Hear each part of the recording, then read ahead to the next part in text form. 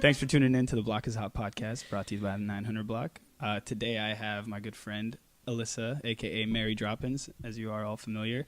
Thanks for coming out, dude. It's good to have you. Yeah, thanks for having me. Of course, yeah, of course. It's exciting to have someone who's done a lot for themselves, coming from Nebraska and coming into LA. So I'm excited. Thank you. I appreciate you having me on the show. I'm always excited to do stuff like this, especially with a friend. So it's cool. Yeah. Thanks. Yeah. And thanks for being a good friend of me in LA, as you heard from Nebraska. Yeah.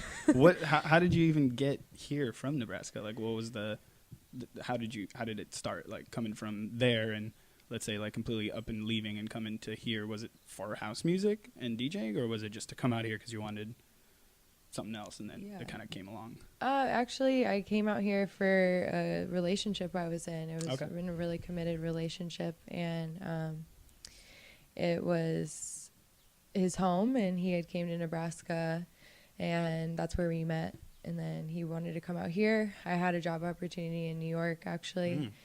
And then I was like, LA sounds fun. Let's go. Yeah.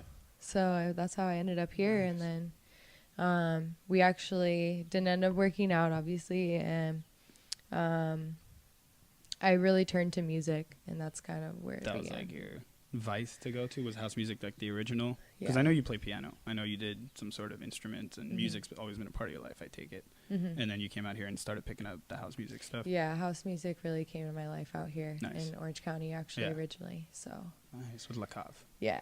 La Cave. The homies at La Cave. Good steaks. Jeez. Well, that's good. I mean, we benefit. We get Mary Droppinz. We got you out here. And, I mean, I just feel like you've done a lot for yourself. I mean, everything from working with native instruments, you DJ full-time, you are going to school. Where do you even have, like, it's not so much the energy, because, I mean, I think I can kind of get that. But what's, like, the driving, like, willpower for everything, for all of that? I guess I would say myself, I just doing something for myself. I love helping everybody out and being a good friend and all that. And this kind of my like exploration of myself and how I want to share it, I guess. And the people of Native, they brought you on open arms. Come on in and do your thing as Mary Droppinz or as Alyssa out there. Yeah, definitely. I worked in advertising leading up, so I've had experience in marketing and account managing and production, and that's where I originally thought I was going to go. I absolutely love the ad industry. It's always fun, and everyone likes to party. Yeah. And that's where I started DJing, was actually for a rooftop party at Chiat, and that was my first gig. Where's that? It's in Venice, Chiat Day, TBWA. They have like Gatorade, and they crush it. So that's where I started. But then one day the work wasn't fitting for me. At one point I was working on the lottery, and I was just like... On the lottery? Yeah, the California lottery. California lottery? Yeah. The hell? I didn't even know they had jobs there. What do you do with the California lottery? I was working as an ad agency, so doing all the different designs for the tickets and like the campaigns. You see stuff at like LA Live or like out of home stuff on the street, like buy scratchers. That's so rad. I was doing that, and I just realized I was like, I don't want to be making stuff and like attention and like all of that for something of like, how do I say it? Like maybe an addiction to gambling and like stuff like that. It didn't really like feed my values. So I found music was like a way to really speak, to the collective conscious of yourself and to other people. So for me, it's like and why I say myself is it's like a spiritual journey for me. Yeah.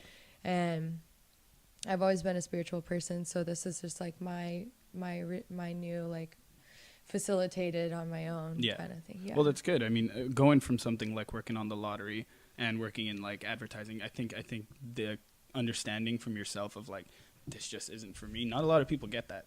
So, I mean, I just know personally a lot of people who are working in stuff that they don't really care for, and it's not something that they really wholeheartedly push. So for you to find music, it seems like it was very natural, like the DJing career as opposed to pretty much any other genre. Yeah.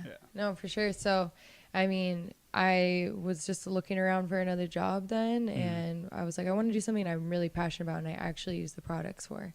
And I was like, what do I do every day? And I was looking around and I'm like, oh, there's my tractor.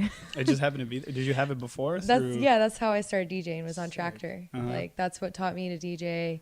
That's why I felt comfortable to play on CDJs at other clubs that had that.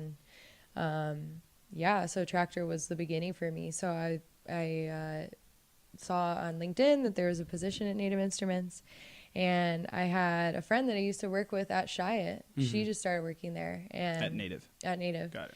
And her and I like had clicked like and vibed at Chiat. We were like the only ones that really vibed on that level. And she told me like send me your resume, like I'll put it in the forefront, like nice. I'll give you a reference and send it on over. And I was already qualified for everything they were asking for, so it was like synchronicity. Did you work in advertising for Native Instruments, or what was the gig with them?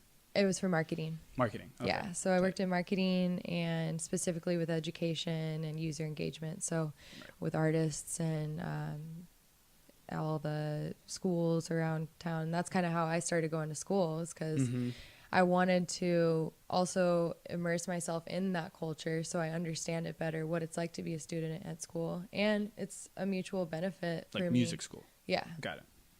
Yeah, and it's a mutual benefit for me to also sharpen my tools. And like I had only learned Logic and new Machine, so I wanted to learn Ableton. So yeah. Nice. I mean that's great. I mean, it's one of those things where hands-on experiences like takes it to another level, because when you're going and you're teaching something, that like helps you learn it that much better. Everything. So did you start with like teaching them tractor? Did you teach them just the programs on tractor? Like what was the? Yeah, I mean, I would do teachings and demos and stuff for IMSTA Fest. We had one in March, and it's at SAE Institute, and it's where all different merchants go, and people get to touch the products. It's like a mini NAMM, very mini. Sure. NAMM was fun, though. Yeah, NAMM was good, yeah. And plan the parties for NAMM, and helped run the floor there and work on just the overall production with that whole team. And so doing all that social content and working with artists and a little bit of everything, it sounds like. Yeah, it was a small marketing team because the HQ is in Berlin. Oh, okay. I didn't know that. So it was like a team of like 4 of us, and we all crush it, So which is crazy because this is my last week with them. That's right. Yeah. That's right. You put in the 2 weeks, and now it's the last final week. You excited? It's good. It's good transition. It's bittersweet. Yeah. I absolutely love Native, like so much. It was the best job I've ever had, and I gotta work for my passion. So that was something I'm passionate about, something I love, and so that's like the dream when you want to have like a job at a desk and be in the work world like that. Yeah. I've been doing that for 10 years. Working with Native. Working in an office. In an office. Okay. Yeah, 9 to 5. Got it.